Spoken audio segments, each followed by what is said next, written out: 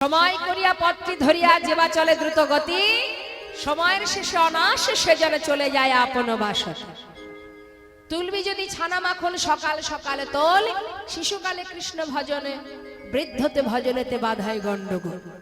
আমরা ভগবানকে ডাকি কখন? দুঃখ পায় সেহারি ভাজি, দুঃখ আসলে ভগবানকে ডাকি। যখন দেখবেন সবাই বলে ভগবান ছাড়ার গতি নাই, ভগবান ছাড়ার গতি নাই, दुख पाए से हरि भाजी सुख न भाजे कई सुख में जे हरि भाजे दुख कहाँ से है रे मनवा दुख कहाँ से। অর্থাৎ দুঃখ এলে তখন মনে মনে ভাবি গোবিন্দই সর্বেশ্বর, কিন্তু যখন সুখে পরিপূর্ণ থাকে আমাদের জীবন, তখন আমরা দিনান্তে একবার ভগবানকে প্রণাম করবার সময়টুকু পাই না। ওমা, তাই ভগবান যেমন দেন তেমন আবার কেড়েও নেন। জানবেন সুখ দুঃখ দুই ভাই, সুখ যেমন আসবে দুঃখ তেমন আসবে। দুঃখ যখন আসবে সুখ দরজার বাইরে দাঁড়িয়ে থাকবে, সময় যখন হবে সুখ ঢুকে যাবে, দুঃখ বেরিয়ে যাবে। আবার যদি আপনি সুখ পেয়ে আনন্দে পাগল হয়ে যান তাহলেই ভুল হবে, কারণ সুখ যখন আপনার সঙ্গে থাকবে দুঃখ দরজার বাইরে দাঁড়িয়ে থাকবে। সময় হলে দুঃখ ঢুকে যাবে, সুখ চলে যাবে। অর্থাৎ সুখ দুঃখ দুজনে আসবে আর যাবে, কিন্তু তার মধ্যে দিয়ে, তার ভিতরে দিয়ে আমাদের সময় কিন্তু পার হয়ে যাবে। এই যে নিঃশ্বাস প্রশ্বাস চলছে, কতক্ষণ পাবো আমরা জানি না। তুলবি যদি ছানা মাখন সকাল সকালে তোল, শিশুকালে কৃষ্ণ ভজন, বৃদ্ধতে ভজনেতে বাধাই। হরি বল হরি বল। সকাল সকাল করতে হবে, যা করো সকাল সকাল। তাই ঘুমালে হবে না। এমন একটা দিন আসবে সেদিন মন চাইলেও আর নয়ন মেলতে পারবো না। সেদিন আসছে, সবার লাইনে আছি আমরা। তাই সাবধান, এখন ঘুমানো যাবে না। কেমন? কীর্তন শুনতে বসেছি, কৃষ্ণ নাম শ্রবণ করতে হবে। এবার দেখুন আমার নিত্যানন্দ প্রভু কি করলেন। মথুরাবাসিনীকে বললেন, মথুরাবাসিনী তোমরা জানো না তো? তোমরা জানো না? বেশ, তাহলে আমি চললাম। হ্যাঁ ঠাকুর, তুমি যাও, তুমি গিয়ে দেখে এসো তোমার ভাই বৃন্দাবনে ধেনু চড়ায় না বাঁশি বাজায়, আমরা অত জানি না। বেশ, এবার আমার নিত্যানন্দ প্রভু মথুরাবাসিনীর কাছ থেকে সন্ধান নিয়ে এবার যাচ্ছে বৃন্দাবনের পথে। তা বৃন্দাবনে যাচ্ছে আমার নিতাই চাঁদ, ডাকতে ডাকতে ভাই কানাইকে। কেমন ভাবে? বৃন্দাবনের ভাষা কি মা? ব্রজবুলি ভাষা। হ্যাঁ, তা বৃন্দাবনে ছোট ছোট বালকদের বলা হয় লালা, আর বালিকাদের বলা হয় লালি। তাই আমার নিতাই চাঁদ ডাকতে ডাকতে যাচ্ছে, ভাইয়া রে কানাইয়া রে, ও তু দরसन দেখায়ে যা রে, ভাইয়া রে কানাইয়া রে, ও তুই দরसन দেখায়ে যা রে, দরसन দেখায়ে যা রে কানাইয়া, দরसन দেখায়ে যা রে কানাইয়া, দরसन দেখায়ে যা রে কানাইয়া, दर्शन देखाए जा रे कन्हैया, दर्शन देखाए जा रे ভাইয়া রে কানাইয়া রে, ও তো দরसन দেখায়ে যা। कन्हैया रे ओ तुई दर्शन देखाए जा रे, मेरा भैया बरज की लाला, मेरा भाइया ब्रजन के कन्हैया,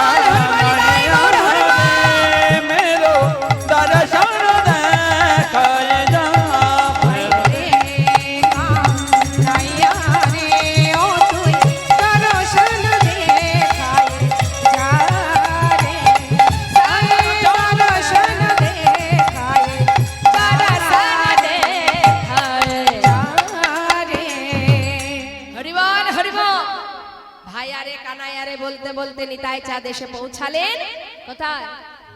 বৃন্দাবনে। বৃন্দাবনে এসে সমস্ত মন্দিরে মন্দিরে, পথে পথে, মাঠে মাঠে কানায় কানায় বলে খুঁজছে, কোথাও পাচ্ছে না। হঠাৎ দেখছে এক পুরোহিত মন্দিরে ভোগ নিবেদন করে দরজাটা বন্ধ করে বাইরে দাঁড়িয়ে আছে। নিতাই চাঁদ সেখানে গিয়ে জিজ্ঞাসা করছে, ও পূজারি, তুমি যে বাইরে বেরিয়ে এলে, ভিতরে কি আমার ভাই কানাই আছে? সে তো কোনো কথাই বলছে না। মুষ্টাক হাতে দরজা খুললেন মা। খুলে দেখছে কি, ভোগের থালা সাজানো, কিন্তু কানাই নেই। হরিবোল হরিবোল। মনের দুঃখে আমার নিত্যানন্দ প্রভু এক পা দু পা করে এবার গিরি গোবর্ধন পর্বতের চারিপাশে ঘুরে ঘুরে কানাইকে কোথাও পাচ্ছে না। রাখাল বালককে জিজ্ঞাসা করছে, বালক, তোরা বলতে পারিস আমার ভাই কানাই কোথায় আছে? ও ঠাকুর, তুমি কার কথা বলছো? কেন? নন্দের নন্দন কৃষ্ণ বাঁশি বাজায়, ধেনু চড়ায়, বলতে পারিস? ও ঠাকুর, জানো কানাই আর বৃন্দাবনে থাকে না। তাহলে থাকে কোথায়? সে তো মথুরায়। মথুরায় নাকি রাজা হয়ে বসে আছে। না রে বালক, আমরা তো মথুরা থেকে এলাম। এই তো এলাম মথুরা থেকে। মথুরাবাসিনী বলল ভাই কানাই মথুরায় নেই। তোরা বালক, তোরা জানিস না, তাই আমাকে এই কথা বললি। যাক, তাহলে তুমি এক কাজ করো ঠাকুর, আমাদের কথা বিশ্বাস না হয় তুমি খুঁজে দেখো। নিত্যানন্দ প্রভু কোথাও কানাইকে না পেয়ে বাবা অবশেষে গিরি গোবর্ধন পর্বত থেকে মা একটা শিলাখণ্ড নিয়েছে। কেন না মস্তকে আঘাত করে প্রাণ ত্যাগ করবে। কানাই, তোকে যদি নাই পাই ভাই, এ প্রাণ আর বাঁচিয়ে লাভ কি বল? তুই তো জানিস আমি তোকে ছাড়া থাকতে পারি না। তুই যখন আমার সামনে দেখা দিলি না কানাই, কত তীর্থ ঘুরেছি, কোথাও তোকে পেলাম না ভাই। তাই এই প্রাণ আমি আর রাখবো না। অবশেষে বৃন্দাবনে এলাম, এখানেও তোকে পেলাম না। শিলাখণ্ড হাতে করে নিয়ে বলছি, যদি তোর দাদাকে তুই পেতে চাস, যদি দাদাকে পেতে চাস, তাহলে আমার সামনে এসে দাঁড়া। না হলে এই শিলাখণ্ড দিয়ে আমি আমার মাথায় আঘাত করে এক্ষুনি প্রাণ ত্যাগ করব। এই বলে যেই না মাথায় আঘাত করতে যাবে, এমন সময় এক বৈষ্ণব এসে হাতটা চেপে ধরলেন। ঠাকুর,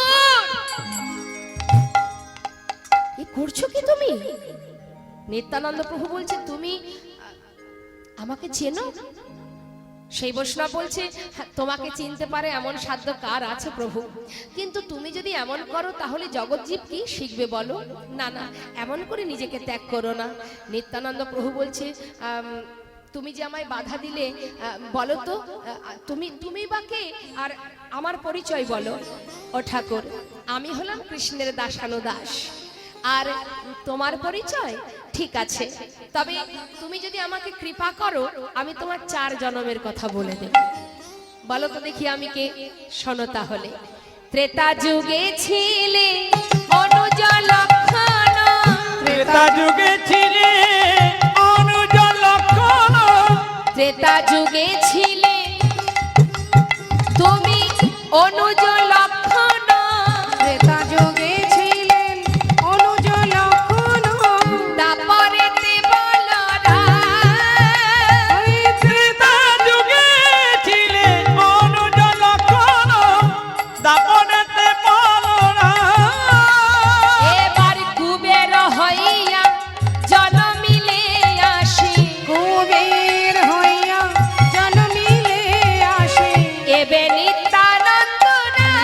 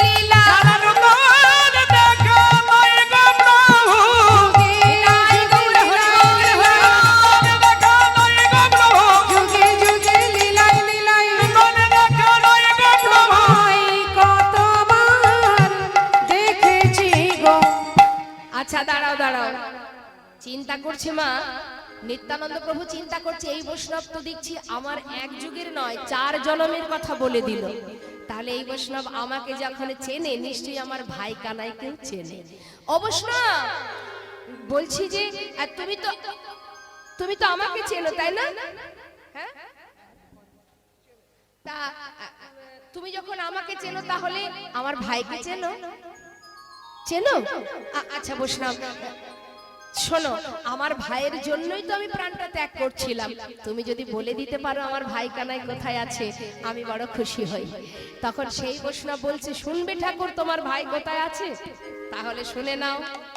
এবে গৌর কান্তে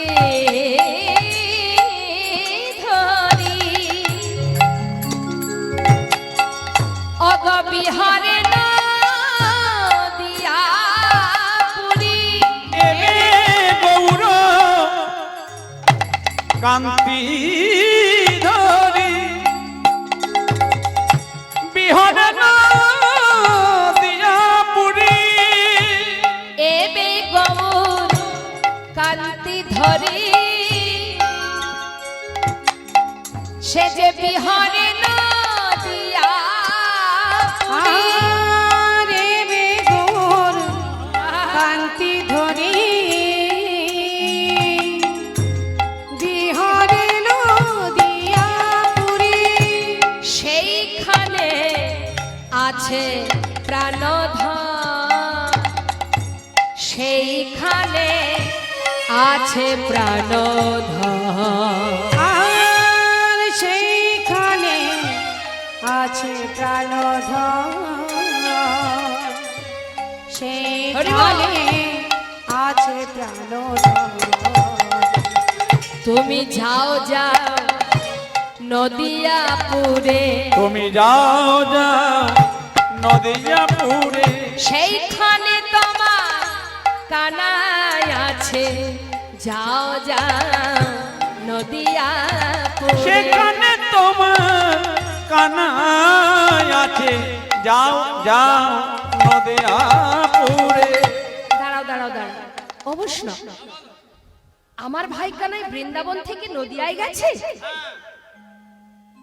এদিকে এসো। আর একটা কথা বলবে, সে যখন ব্রজ ছেড়ে নদিয়ায় গেছে তো যেমন তার দেখতে ছিল নবদ্বীপে তেমন দেখতে আছে তো? না না না তেমন আর নেই তো। ও ঠাকুর তুমি কার কথা বলছো? ওই যে আমার ভাই কালো ছিল না, কালোটা আছে? না না কালো আর নেই তো। কালো নেই? ও ঠাকুর তোমার ভাই এখন আর কালো নেই। হ্যাঁ বৃন্দাবনে কালো ছিল, কিন্তু নদিয়ায় কি কালো আছে মা? এবার আপনারা মিলিয়ে নেবেন যে কথাগুলো বলছে বৈষ্ণব। কি বলছে? তোমার ভাই আর কালো নেই গো ঠাকুর, তোমার ভাই নবদ্বীপে গিয়ে গৌর হয়েছে, গৌর হয়েছে, গৌর হয়েছে, গৌর হয়েছে। কালো কানাই এবার গৌর হয়েছে, ওই কালো কানাই এবার গৌর হয়েছে। ব্রজ ছেড়ে নদিয়ায় এসে কালো কানাই গৌর হয়েছে। ওই ব্রজ ছেড়ে নদিয়ায় এসে কালো কানাই এবার গৌর হয়েছে।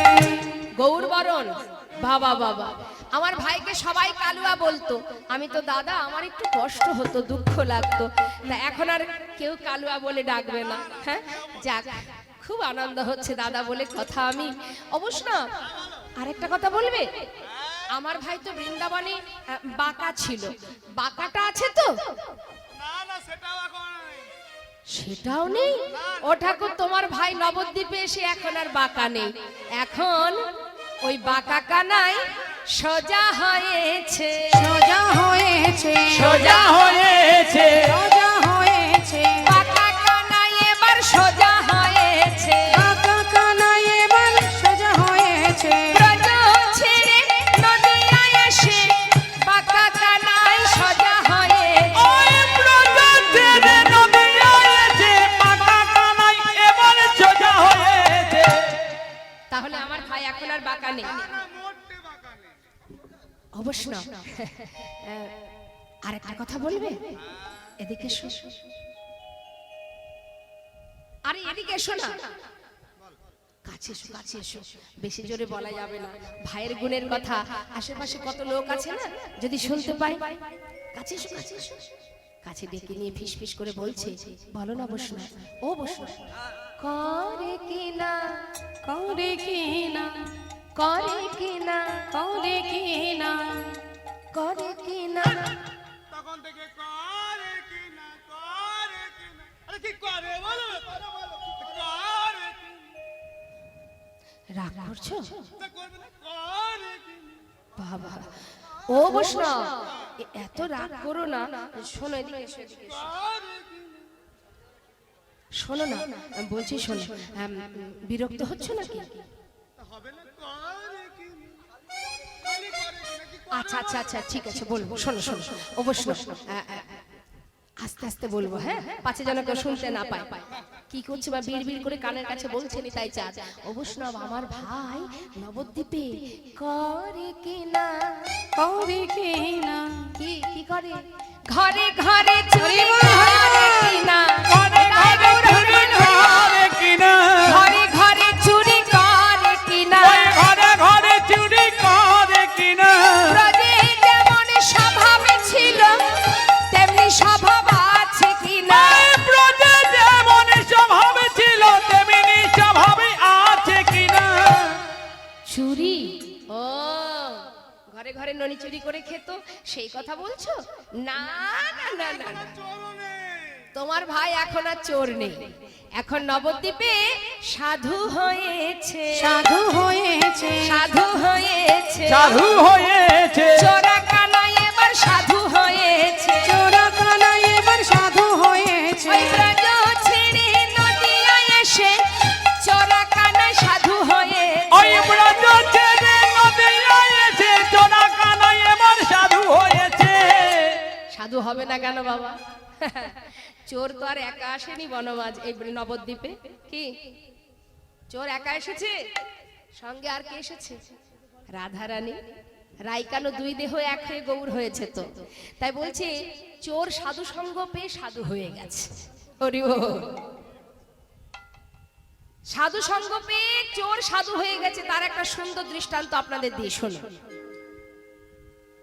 এক বনের ভিতরে 10 জন ডাকাত প্রতিদিন ডাকাতি করে, আর ঠিক সন্ধ্যা হওয়া মানে সকাল হওয়ার আগে আগে, ভোর হওয়ার আগে আগে ওই তাড়াতাড়ি করে বনের ভিতরে একটা নদী আছে, সেখানে স্নান করে ওই বনের ভিতরে তাদের একটা থাকবার জায়গা আছে, কুটির আছে, তার মধ্যে সারাদিন গা ঢাকা দিয়ে থাকে, আবার যেই রাত্রির অন্ধকার হয় আবার ডাকাতি করতে বেরিয়ে যায়। এখন 10 জন ডাকাত প্রতিদিন ডাকাতি করে, ডাকাতি করে ঠিক ভোর হবার আগে আগে নদীতে যখন স্নান করছে মা, সেই সময় পাশের ঘাটে আরো একজন স্নান করছে। দেখবেন যে চোর হয় অপর ব্যক্তিকে কিন্তু সে চোরের নজরেই দেখে। এখন 10 জন স্নান করছে আর বলছে, এই ভাই শোন না, দেখ আমরা যেমন ডাকাতি করে এসে স্নান করছি, হ্যাঁ ওই দেখ পাশের ঘাটে আরো একজন স্নান করছে, আমার মনে হয় ও বোধহয় কারোর বাড়ি থেকে চুরি করে এসেছে, তাই না? চল যাই সাক্ষাৎ করে আসি। এখন সবাই মিলে মানে ওই 10 জন ডাকাত, যে ব্যক্তি একা স্নান করছে তার কাছে গিয়ে দাঁড়িয়েছে মা, সেখানে গিয়ে বলছে, এই যে ও বন্ধু, কার বাড়ি থেকে ডাকাতি করে এলে?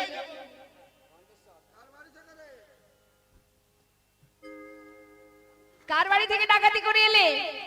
আমি ডাকাত নই। তুমি ডাকাত নও? না না, তাহলে আমি তুমি সাধু। কি? আমি সাধু। বলছে, দেখো আমি বাবা এসেছি স্নান করতে, ঘরে গিয়ে ভগবানের সেবা দেব বলে, আমি কোনো ডাকাত টাকাত নই, আমাকে ছেড়ে দাও। চিন্তা করছে সর্বনাশ, একে যদি ছেড়ে দিই এ তো গ্রামে গিয়ে সবাইকে জানিয়ে দেবে, তাহলে সবাই এসে তো আমাদের এখানে থাকতে পারবো না, আমরা আমাদের তো সর্বনাশ হয়ে যাবে। এই শোনো বন্ধু, তুমি ডাকাতি হও আর সাধুই হও, এখন কিচ্ছু আর করার নেই। হ্যাঁ আমি ডাকাত নই। আমি ডাকাত নই। শোনো, তাহলে এক কাজ কর, হয় তুমি দলে নাম লেখাও, আর না হলে কিন্তু তোমাকে এক্ষুনি এখানেই প্রাণ ত্যাগ করতে হবে, মানে তোমার গডদান হবে। নাম লেখাবে না প্রাণে মরবে, কোনটা চাও? নাম লেখাবে, তাই তো? চিন্তা করছে সাধু বাবার নামটা তো লেখাই, প্রাণটাকে বাঁচিয়ে রাখি, তারপরে চিন্তা পরে করা যাবে। বেশ, তাহলে হলো কতজন বাবা? 11 জ্বালায় জন। পড়েছি বাবা। 11 জন। এবার দেখুন, ওই দলের ভিতরে প্রতিদিন এক একজনের উপরে এক একদিন দায়িত্ব পড়ে দলটাকে পরিচালনা করার জন্য, মানে যাকে বলা হয় দলের পান্ডা। আর এক একজনের এক একদিন দায়িত্ব দেওয়া হয়, মানে সে যা বলবে সবাই তাই করবে। এইভাবে এক একদিন এক একের উপরে ভার দিতে দিতে আজকের পালা পড়ে গেছে সাধুর। শোনো সাধু, আজকের দায়িত্ব তোমার। তুমি আমাদের যেখানে নিয়ে যাবে, যে বাড়ি ডাকাতি করতে নিয়ে যাবে, আমরা সেই বাড়ি যাব, যা বলবে আমরা তাই করব, তুমি দলের পান্ডা। বলো। সাধু চিন্তা করছে, যাক, দলের দায়িত্ব যখন আজ আমার ঘাড়ে, আর একটুখানি অন্তত একটু দেখি সৎ পথে নিয়ে যাওয়া যায় কিনা। সুযোগ যখন পেয়েছি, আজ আমি যা বলবো ওরা তো তাই করবে। হ্যাঁ, তাহলে একটু কাজে লাগিয়ে দেখি। তাড়াতাড়ি করে কি করেছে সাধু, কিছু টাকা একজনের হাতে দিয়ে বলছে, যাও বাজার থেকে সুন্দর ধুতি, সুন্দর তুলসীর মালা, নামের মালা, জপের মালা, আবার খুর, সবকিছু নিয়ে এসো। সবকিছু কিনে নিয়ে এসো মস্তক মুন্ডন করার জন্য। আর সারা গায়ে তিলক ধারণ করে, গলায় তুলসীর মালা পরিয়ে, হাতে নামের মালা দেওয়া হবে। যা যা লাগবে সব কিনে কেটে নিয়ে এসো। টাকা দিয়ে দিল। এখন উপায় নেই, সাধু যা বলবে তাই করতে হবে। হ্যাঁ, সব নিয়ে এসো। এবার বাজার থেকে সব নিয়ে এলো মা। সবার মস্তক মুন্ডন করে, একটু করে শিখা রেখে, হাতে নামের মালা, গলায় তুলসীর মালা, সারা গায়ে কৃষ্ণ নাম লিখে দিয়েছে। হরি বল। কিচ্ছু করার নেই, আজ যা বলবে পান্ডা তাই করতে হবে। বলছে, এবার বলো কোথায় যাব? সবাইকে সাধুর বেশ পরিয়ে বলছে, যেদিন তোমাদের সঙ্গে আমার প্রথম দেখা হয়েছিল সেটা কোথায়? নদীর ধারে। চলো তাহলে সেইখানে যাই। নদীর ধারে নিয়ে গিয়ে সবাইকে এক সারিতে বসিয়েছে বাবা। ঠিক ভোর হওয়ার আগে আগে সবাই এক সারিতে বসে আছে। এবার সাধু বলছে, আমি আর যা বলবো তোমরা কিন্তু তাই বলবে। বেশ, তাই বলবো। কি বলছে? গাইছ, সবাই মিলে গাই। হ্যাঁ, আজকে পান্ডা যা বলবে আমাদের তো তাই করতে হবে। দেখি হাত তোলো।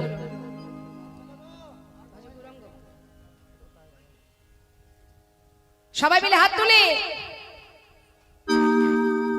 হরে কৃষ্ণ হরে কৃষ্ণ কৃষ্ণ কৃষ্ণ হরে হরে, হরে রাম হরে রাম, রাম রাম হরে হরে। হরে কৃষ্ণ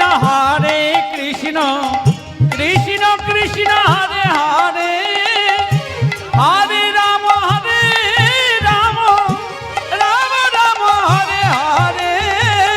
হরে কৃষ্ণ কৃষ্ণ কৃষ্ণ কৃষ্ণ হরে হরে, হরে রাম রাম, রাম রাম হরে হরে। হরে কৃষ্ণ কৃষ্ণ কৃষ্ণ হরে হরে, হরে রাম রাম, রাম রাম হরে হরে। হরে কৃষ্ণ কৃষ্ণ কৃষ্ণ হরে হরে, হরে রাম রাম, রাম রাম হরে হরে। হরে কৃষ্ণ কৃষ্ণ কৃষ্ণ হরে হরে, হরে রাম রাম, রাম রাম হরে হরে। ঠিক ভোরবেলা সবাই দল বেঁধে নাম করছে, হরি নাম গাইছে। আর ঠিক সেই সময় ওই নদীর ধারে এক রাজার কন্যা দাসীকে নিয়ে এসেছে স্নান করতে। স্নান করতে এসে সাধুদের মুখে এমন হরিনাম শ্রবণ করে তাড়াতাড়ি করে সেই কন্যা ছুটে গিয়ে প্রত্যেকটা সাধুর চরণে প্রণাম করলেন। প্রণাম করবার পর করজোড়ে বললেন, সাধু বাবা, আপনাদের দেখে আমার মনে ভক্তি জেগেছে। আজ আমার মনে বাসনা, মধ্যাহ্নে আমার গৃহে আপনারা প্রসাদ পাবেন। হরি বল হরি বল। রাজার বাড়ির খাওয়া দাওয়া মা, যেই না নিমন্ত্রণ হলো, তাড়াতাড়ি করে রাজকন্যা স্নান করে ঘরে ফিরে পিতাকে বললেন, পিতা আমি নদীর ধারে 11 জন সাধুকে দেখেছি, তাদের নাম শুনে আমার মনে বড় ভক্তি জেগেছে। আমি তাদের নিমন্ত্রণ করে এসেছি, মধ্যাহ্নে বৈষ্ণব সেবা দেব আমি। রাজা বললেন, অতি উত্তম কথা, বৈষ্ণব সেবা বলে কথা, যাও যাও তাড়াতাড়ি আয়োজন করো, আমার তো কিছুর অভাব নেই। নানাবিধ ব্যঞ্জন রন্ধন শুরু হয়ে গেল বৈষ্ণব সেবার জন্য। যথা সময়ে 11 জন সাধু, মানে একজন সাধু 10 জন ডাকাত, তারা সাধুর বেশে আসছে। মা আসবা মাত্রই চরণ ধৌত করে দিল, চরণামৃত পান করলো। হরিবোল হরিবোল। দেখুন সাধুর বেশের কি মহিমা। সারা জীবন ধরে ডাকাতি করেছে, চুরি করেছে, ছিনতাই করেছে, আর আজ তাদের চরণ ধৌত পান করছে সেই রাজকন্যা। চরণ ধৌত জল পান করলেন, করবার পর এবার তাদের সেবার ব্যবস্থা হলো। নানাবিধ ব্যঞ্জন রন্ধন হয়েছে, রাজভোগ রান্না হয়েছে। এবার আসন পেতে দিয়ে সোনার থালা, সোনার গ্লাস পরপর সাজিয়ে দিয়েছে। আর থালা গ্লাস সোনার দেখে মাথা খারাপ, স্বভাব যাবে কোথায়।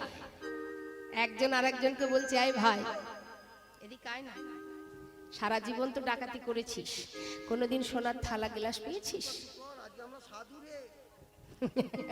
বলছে, কথা বলিস না, আজ আমরা সাধু।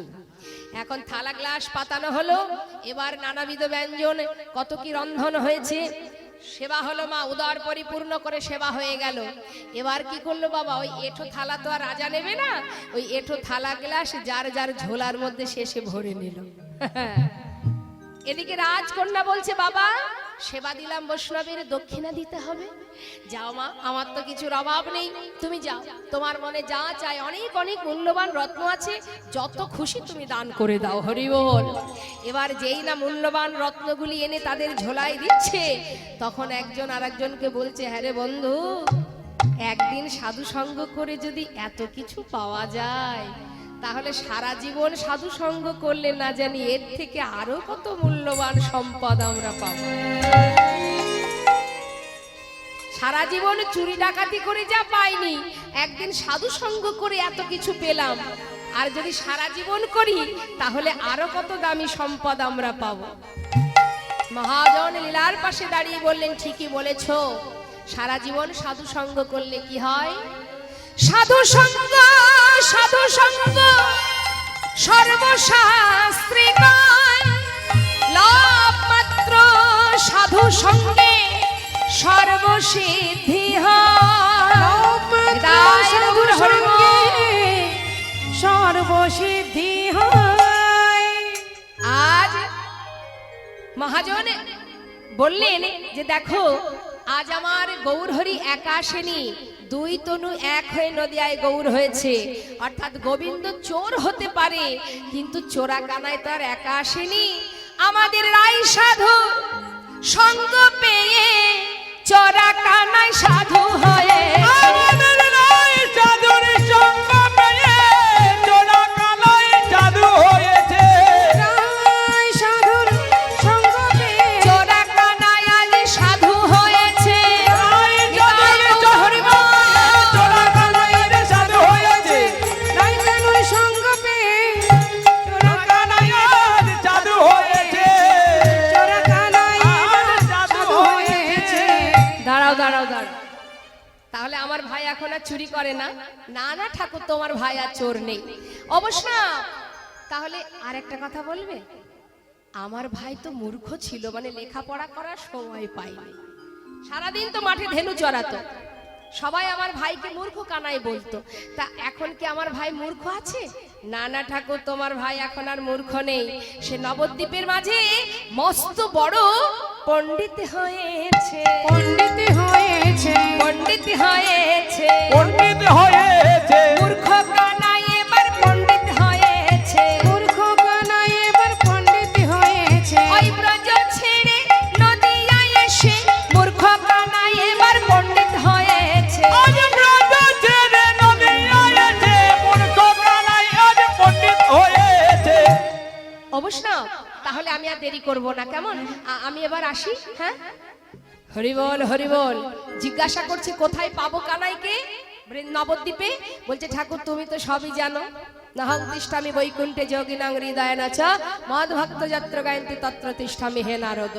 তোমার ভাই কোথায় আছে তুমি জানো না? ভগবান তো সবই জানে বাবা।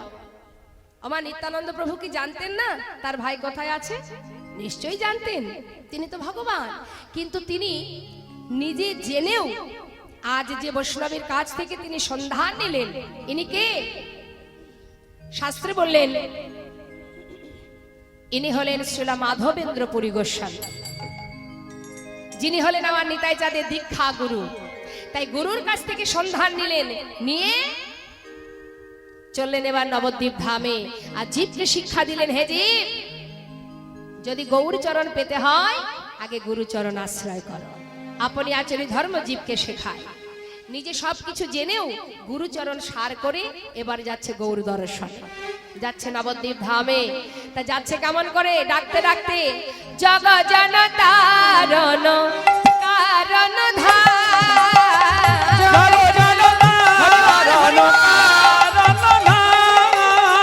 জগ জন তারণ কারণ ধাম, আনন্দ কান্দ শ্রী নিত্যানন্দ নাম।